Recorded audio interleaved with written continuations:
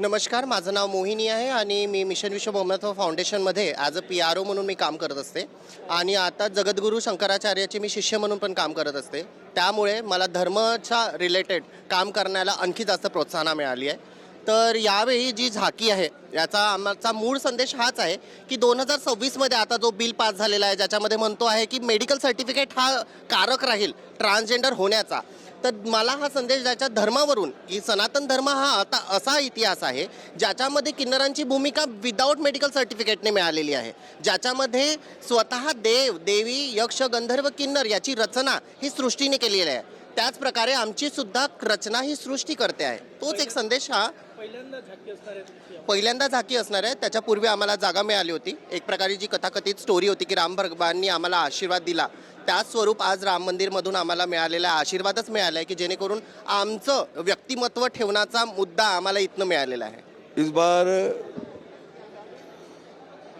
बार रामनवमी 60वां वर्ष है राम शोभा यात्रा का, और इस बार भगवान का जो प्रमुख रथ है वो शस्त्र और शास्त्र के रूप से है. जैसे देवी जी अपने हाथों में शस्त्र रखती है और जैसे हमारे शास्त्र का महत्व है उसी प्रकार बोलने दो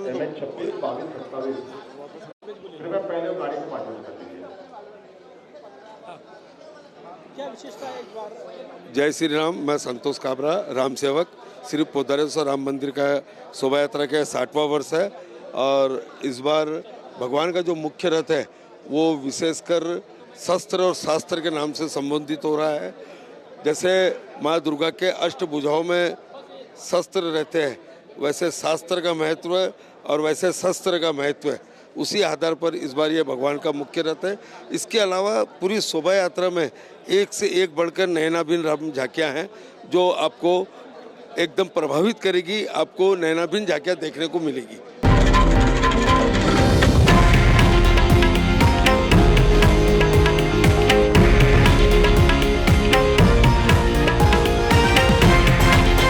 हे आहे देशातील नंबर 1 न्यूज नेटवर्क आणि आपण पाहत आहात TV9 मराठी, एकमेव.